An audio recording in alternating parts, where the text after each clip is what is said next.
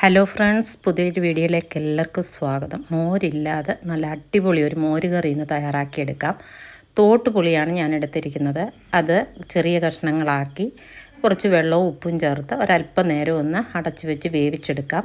പിന്നെ ഒരരപ്പ് തയ്യാറാക്കുന്നതിന് തേങ്ങ, ചെറിയ ജീരകം, വെളുത്തുള്ളി, നമ്മൾ വേവിച്ച് വെച്ചിരിക്കുന്ന പുളി ഇത് ചേർത്ത് നന്നായിട്ട് അരച്ച് മാറ്റി വയ്ക്കണം. പിന്നെ ഒരു ചട്ടി അടുപ്പത്ത് വെച്ച് എണ്ണയൊഴിച്ച് ചൂടായി വരുന്ന സമയം ഇഞ്ചി, വെളുത്തുള്ളി, പച്ചമുളക് ഇത് ചേർത്ത് നന്നായിട്ടൊന്ന് വഴറ്റിയതിന് ശേഷം നമ്മൾ അരച്ചു വെച്ചിരിക്കുന്ന അരപ്പ് അതിലേക്ക് ഒഴിച്ച് ആവശ്യത്തിനുള്ള ഉപ്പും കുറേ കൂടി വെള്ളവും കൂടി ചേർത്ത് അടച്ചു വെച്ച് ഒരല്പം നേരം ഒന്ന് തിളപ്പിച്ചെടുക്കാം. അടിപൊളി മോരുകറിയാണ്. മോരാണ് അല്ല എന്ന് പറയത്തേയില്ല.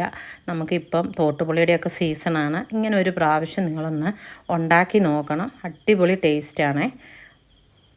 നന്നായിട്ടൊന്ന് തിളച്ച് വന്നതിന് ശേഷം ഇനി ഇതിലേക്ക് നമുക്കൊന്ന് താളിച്ച് ചേർക്കണം.